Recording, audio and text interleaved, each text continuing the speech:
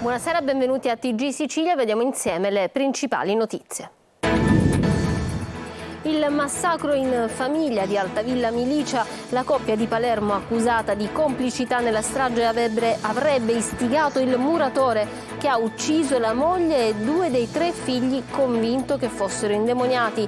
La figlia sopravvissuta dice: hanno fatto un esorcismo. C'erano i demoni in casa, è la sconcertante rivelazione che emerge dai racconti dei compagni di scuola di Kevin, ai quali il ragazzo aveva scritto che il fratellino di 5 anni parlava di presenze demoniache e diceva che persone chiamate fratelli di Dio erano entrate in casa. Non si ferma la protesta dei trattori, gli agricoltori chiedono fondi per fronteggiare lo stato di crisi nazionale. Domani saranno a Poggio Reale, giovedì al Circo Massimo a Roma. È il giorno dell'8ª. A Catania si chiudono i festeggiamenti in onore di Sant'Agata. Per la prima volta l'arcivescovo Renna visita la metro in piazza Giovanni XXIII, sede della mostra dell'Accademia delle Belle Arti. Lo stabilimento Trisan di Catania può diventare il primo impianto fotovoltaico in Europa. Il ministro Urso visita la Gigafactory. Obiettivo: combattere la concorrenza sleale dei cinesi. Schifani al TG Sicilia: nessuna crisi in regione, sto facendo incontri bilaterali molto utili con gli alleati, c'è piena volontà di sostegno al governo regionale. Calcio, Catania senza vittoria da un mese, i rossoazzurri pareggiano 0-0 con la Casertana, vola il Messina dopo il successo con l'Avellino, in riva allo stretto sognano i play-off.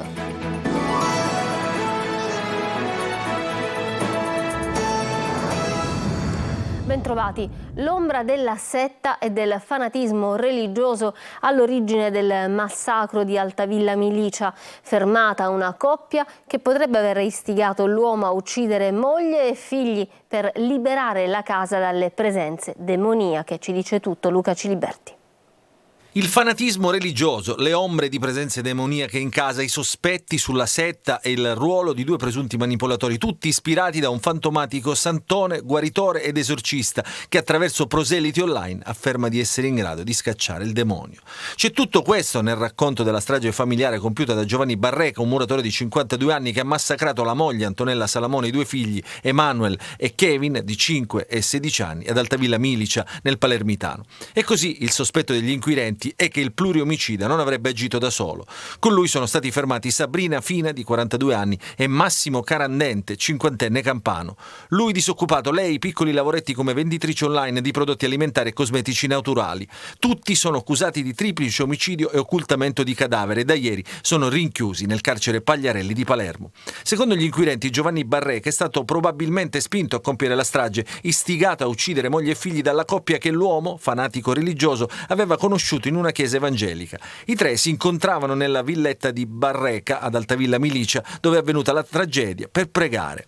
E ancora, sui social il muratore condivideva solo post di soggetto religioso, così come i suoi complici, che avrebbero avuto parte attiva per liberare la casa e la famiglia dal diavolo, come ha detto Barreca ai carabinieri. I delitti sarebbero stati compiuti almeno 36 ore prima del ritrovamento, come emerge dall'esame dei corpi. In particolare uno dei figli sarebbe stato torturato e strangolato con una catena, mentre i resti bruciati della moglie sono stati ritrovati nel giardino seppelliti nella terra.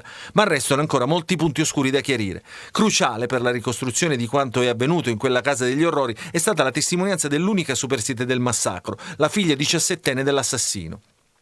La ragazza, che al momento si trova in una struttura protetta, avrebbe assistito allo scempio, sarebbe stata drogata e sequestrata, tenuta davanti ai cadaveri dei fratelli fino all'arrivo dei sanitari del 118 che l'hanno trovata in stato confusionale. Lei stessa avrebbe raccontato di essersi svegliata di notte ed aver visto i fratelli morti e a dichiarare che il padre e gli amici avevano fatto un esorcismo per scacciare i demoni. E dal racconto dei compagni di scuola del 16enne ucciso dal padre ad Altavilla emergono particolari sconcertanti. Kevin scriveva che il suo fratellino di 5 anni gli diceva che c'erano i demoni in casa. Messaggi inviati proprio pochi giorni prima della strage. La preside lo ricorda come uno studente modello. Marco Gullà.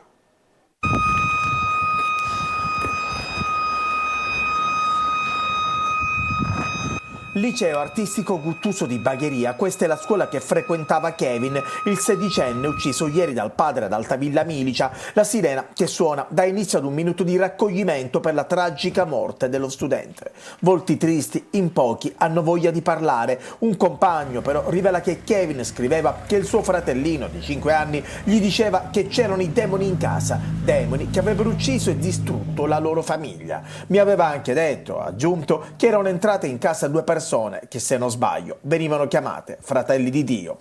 Una tragedia che ha scosso il liceo bagherese. Tra l'altro era molto attivo, nelle giornate di Open Day si è attivato qua a scuola a lavorare, ha fatto vedere effettivamente come si lavora in questa scuola. I genitori venivano qui a scuola a parlare con i professori? Sì, la mamma è venuta spesso a parlare con i professori. Papà non si è mai visto? Questo non so dirlo perché non so se effettivamente è venuto. Io la mamma l'ho vista anche la scorsa settimana. I compagni piangono, non sanno darsi una spiegazione a quanto accaduto. Male, piangono tutti, sono tutti in classe che piangono e non vogliono essere completamente disturbati. Tra l'altro i primi loro ieri hanno detto: preside, anche se era domenica, mi hanno mandato dei messaggi dicendo: preside, non vogliamo più partecipare a nessuna manifestazione di carnevale. Molto difficile da spiegare, però adesso con i mezzi, con alcuni colleghi, con l'aiuto di magari qualche psicologo, proprio per spiegare questo evento orribile, tragico. In questa scuola va anche la sorella di Kevin, l'unica sopravvissuta alla follia del padre. Anche lei molto brava, è seguita a casa, segue le lezioni. E per ricordare Kevin, i compagni di scuola hanno lasciato sul banco un mazzo di fiori. Sì, un mazzo di fiori. Non si ferma la protesta dei trattori oggi nel Palermitano, pronti al raduno nazionale di Roma al Circo Massimo, l'evento siciliano più importante a Poggio Reale, dove tutto è cominciato. I comitati spontanei chiedono a gran voce lo stato di crisi nazionale. Roberta Lunghi. Proseguono uniti e compatti gli agricoltori siciliani nella loro protesta che oggi si snoda nel Palermitano con un corteo di mezzi sulla strada statale da Bolognetta fino al mercato ortofrutticolo di Villa Abate.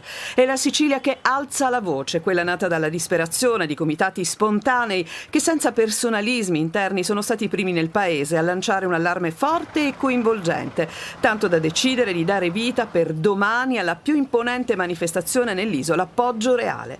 Andremo dove tutto è cominciato, ci spiega così Lorenzo Giocondo, portavoce della protesta in Sicilia, che annuncia anche un intervento dal palco del Carnevale di Sciacca. Al vertice delle richieste la proclamazione dello stato di crisi nazionale che gli agricoltori siciliani condivideranno, partecipando peraltro numerosi all'appuntamento nazionale di giovedì a Roma, al Circo Massimo.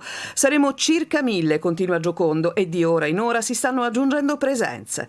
La forza della protesta si accentua anche alla luce della convinzione da parte degli agricoltori siciliani che dalla politica nazionale, così come da quella europea, non arrivi null'altro che dichiarazioni propagandistiche. Sono dei geni, la politica è geniale, la Conca d'Oro, tutto abbandonato. Da Roma, dove sta partecipando a incontri che puntano anche alla strutturazione dei comitati spontanei in una forza organizzata, Lorenzo Giocondo non dimentica le promesse vane del ministro Salvini, che aveva sbandierato il no all'import del grano canadese. Solo parole al vento, tristemente, dichiara. Tragedia a Niscemi, un giovane di 31 anni è morto precipitando in un pozzo nel tentativo di recuperare proprio il cane che era precipitato giù. Sul posto, allertati da un amico, sono arrivati i soccorritori, ma per l'uomo non c'è stato nulla da fare. Gerri Italia. Lacrime e silenzio per un'intera comunità sotto shock. Non c'è stata nessuna festa di carnevale oggi a Niscemi, ancora sconvolta per la tragedia di ieri sera in contrada Ulmo, a poche centinaia di metri dalla base americana del MUOS, nella quale ha perso la vita Salvatore Leonardi, un giovane di 30 anni, morto dopo essere precipitato in un pozzo irriguo profondo una quindicina di metri. Salvatore, che avrebbe compiuto 31 anni a settembre, stava passeggiando, come spesso faceva nelle giornate di festa, in campagna con Ares, il suo pitbull, quando per Per cause ancora da accertare, il cane è caduto all'interno della cisterna. Il giovane, nel disperato tentativo di recuperare l'animale, non ci ha pensato 2 volte e si è calato all'interno del pozzo, restando però intrappolato nelle acque gelide. Un amico che era in sua compagnia ha subito chiamato il 112 per dare l'allarme. Sono intervenuti i vigili del fuoco del distaccamento di Gela e anche il nucleo sommozzatori di Palermo, ma quando sono arrivati i soccorritori purtroppo era già troppo tardi. A causa della ipotermia, a causa delle basse temperature, Salvatore non ha retto, ha cercato di aggrapparsi a qualsiasi cosa con le unghie e con i denti, ma è finito verso il fondo annegando. Le operazioni di recupero si sono protratte fino a tarda sera. Sul posto sono intervenuti gli operatori del 118 e gli agenti del commissariato di polizia. Salvatore amava profondamente Ares e non appena lo ha visto in pericolo non ha esitato un attimo e ha tentato di raggiungerlo attraverso un grosso tubo della pompa di collegamento, ma poi è finito all'interno del bacino idrico andando incontro a un tragico destino. Il giovane ha resistito qualche ora, ma poi, stremato dall'ipotermia e dalla fatica, il suo cuore ha cessato di battere. Ares invece, dopo quasi 4 ore, è stato recuperato e messo in salvo dai vigili del fuoco. Sta bene ed è tornato a casa, dove però non troverà più il suo amato padrone. L'intera città intanto è rimasta sgomenta per quanto successo a Salvatore. Tutti sapevano del legame profondo che lo legava al suo Ares e da quando si è diffusa la notizia sui social sono stati postati centinaia di commenti, non solo di amici e conoscenti ma anche di diverse associazioni animaliste del territorio che hanno voluto rendere omaggio al gesto eroico di Salvatore, che ha sacrificato la sua vita per salvare quella del suo amico a 4 zampe. È il giorno dell'8ª. A Catania si chiudono i festeggiamenti in onore di Sant'Agata e per la prima volta l'arcivescovo Renna ha visitato la stazione della metropolitana in piazza Giovanni XXIII, dove è stata allestita la mostra dell'Accademia di Belle Arti. Adelaide Barbagallo. Il popolo di Agata, così familiarmente chiamano i devoti la patrona di Catania, si è riunito in cattedrale per riabbracciare la santa. L'emozione dell'apertura del sacello e l'esposizione del busto reliquiario della martire si è rinnovata stamattina, giorno dell'8ª. In basilica dalle 7:30 è un susseguirsi di celebrazioni liturgiche, l'ultima alle 19 con la processione in piazza Duomo.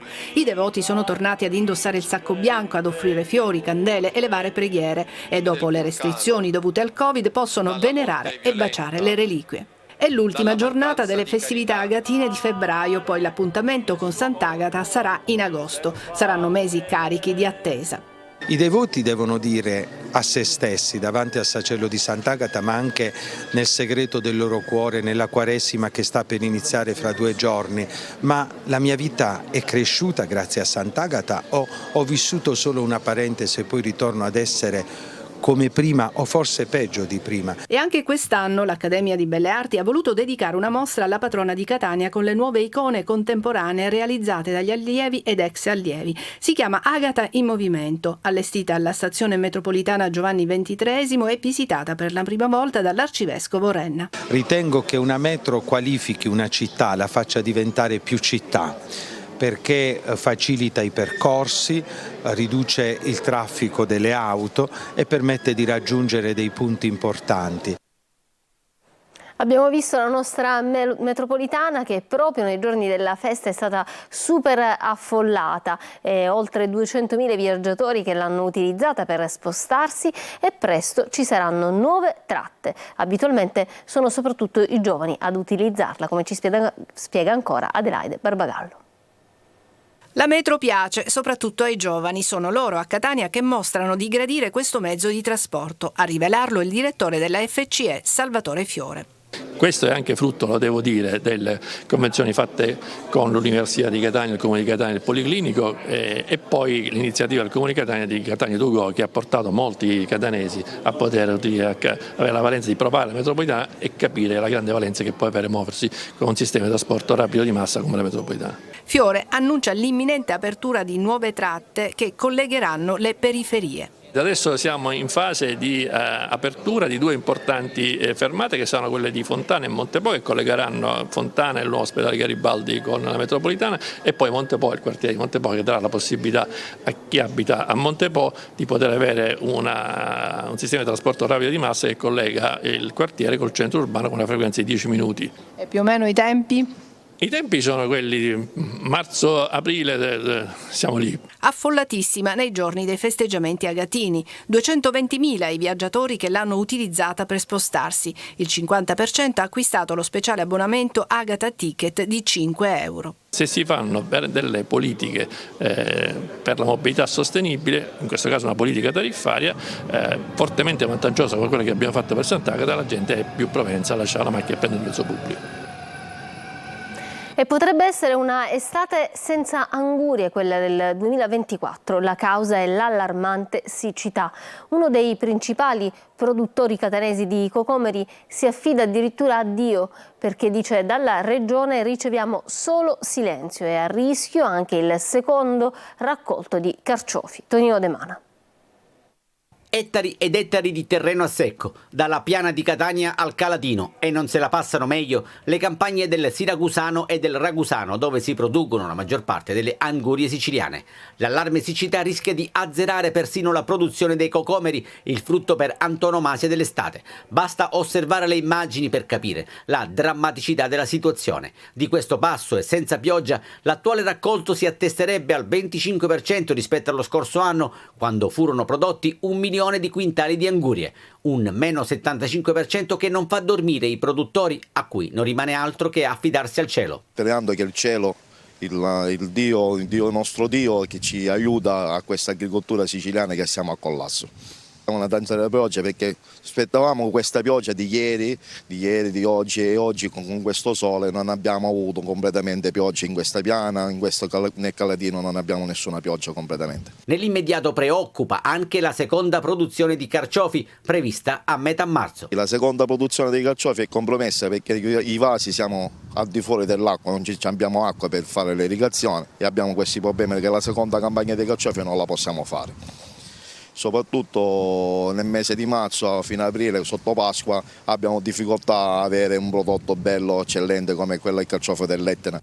Rametta sollecita l'intervento della regione, che al momento è silente. Ancora la regione siciliana non ha dato nessun supporto, nessuna cosa, ne ha chiamato neanche a me, che sono uno dei primari cocomerai in Sicilia, che faccio angurie, e siamo in difficoltà tantissima. A questo punto solo Giove Pluvio può salvare le angurie e di conseguenza l'estate di milioni di siciliani. Dopo il premier Giorgia Meloni, anche il ministro Urso visita la Gigafactory dell'Etna Valley. Lo stabilimento Trisan di Catania può diventare il primo impianto fotovoltaico in Europa. L'obiettivo è quello di combattere la concorrenza sleale dei cinesi. Luca Ciliberti. Ministro, un prodotto di nicchia, il pannello bifacciale, e la concorrenza cinese. Che futuro c'è per questa Trisan? Questo è il futuro, perché noi abbiamo previsto nelle prossime settimane l'approvazione del piano Transizione 5.0, che serve a rendere più competitive le imprese italiane nel campo del digitale e della tecnologia green. Il ministro per le imprese e il Made in Italy, Adolfo Urso, ha visitato oggi la Gigafactory Enel Trisan a Catania, un sopralluogo a distanza di pochi giorni che fa seguito alla visita del Presidente del Consiglio Giorgia Meloni. Come dire, il governo qui c'è. Il ministro annuncia un investimento da 700 milioni di euro tra risorse di Enel, dell'Innovation Fund e del PNRR, che porterà alla realizzazione della fabbrica, che raggiunge 1 miliardo considerando anche i costi operativi.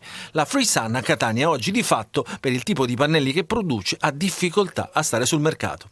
Per evitare che queste risorse vadano soltanto ai pannelli cinesi venduti sotto costo, quindi con dumping in Europa, ci stanno invadendo, noi abbiamo creato nel decreto energia una norma che prevede che l'Enea stabilisca dei criteri di qualità, così che gli incentivi pubblici vadano a quelle pannelli fotovoltaici che siano più avanzati. L'idea del governo Meloni è vincere la concorrenza con un polo innovativo che potrà beneficiare anche di un sostanzioso credito di imposta. Catania da tempo è avviata su questa strada del polo digitale e di tecnologia green, e in questo caso lo è stato anche quando con lungimiranza la loro sindaco Pogliese, la loro assessore Enrico Trantino riuscirono a creare le condizioni perché l'Enel investisse qui piuttosto che in altre zone d'Italia ed Europa. E io posso già annunciare che tra qualche mese avremo altri importanti insediamenti qui a Catania, sia sulla tecnologia green, di cui lo stabilimento Tresan è sicuramente la punta di diamante. Schifani al TG Sicilia: nessuna crisi in regione, sto facendo incontri bilaterali molto utili con gli alleati, c'è piena volontà di sostegno al governo regionale. Gilberti. C'è tensione politica all'interno della sua maggioranza, oggi comincerà a sentire un po' i partiti, che cosa succederà? No, già ho sentito, oggi finisco, non c'è tensione, sto facendo così degli incontri bilaterali per insediare un attimo delle regole, anche se il voto segreto dell'Assemblea regionale è un voto senza precedenti, non presente in nessuna regione.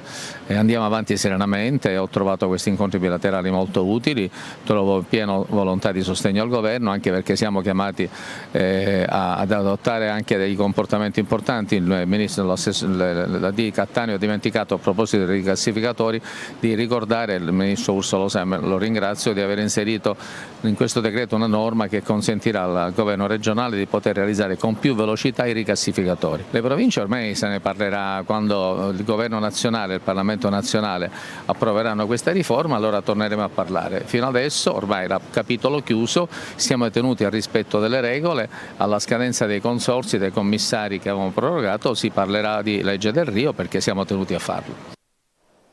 Andiamo a Messina adesso per una truffa nell'assistenza agli anziani che è stata scoperta dalla direzione investigativa antimafia, sequestrate 3 società ad un commercialista. Francesco Triolo.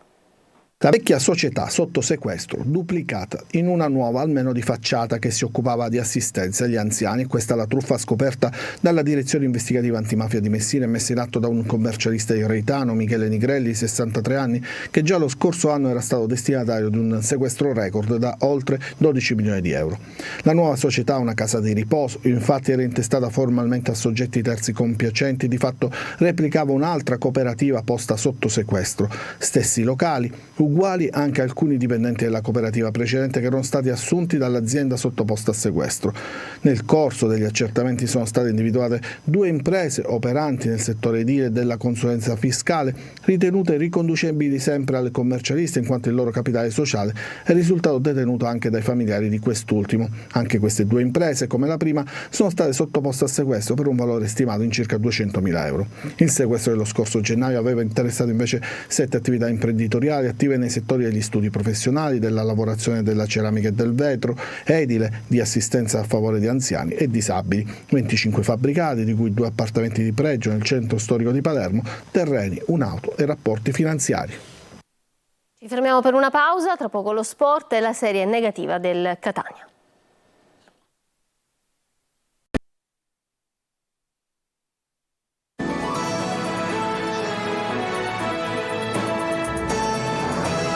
Ritorniamo in studio con lo sport. Il Catania pareggia 0-0 con la Casertana e crea le maggiori occasioni quando resta in 10 per l'esclusione di Sturaro.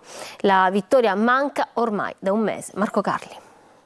In una stagione nata male che si spera migliori, il Catania incappa in un'altra partita sull'altalena, anche emozionale. Gioca il primo tempo senza creare quasi nulla, resta in 10 e paradossalmente meriterebbe di vincere la partita. Alla fine però i 3 punti non arrivano da un mese e la classifica langue. Ci possono essere tanti motivi, noi lavoriamo per cercare di risolverli. È chiaro che non è un momento facile perché per i motivi che sapete. L'altalena è anche fra il pubblico, le curve protestano, la tribuna applaude per il secondo tempo che dopo il tiro finito fuori di un niente di Chiricò regala le emozioni più grandi. Si parte con l'espulsione per doppio giallo per Sturaro, si arriva fino alle occasioni in serie che spalancano la porta alle riflessioni. Venturi è il migliore in campo, ma in attacco non si possono fallire possibilità simili.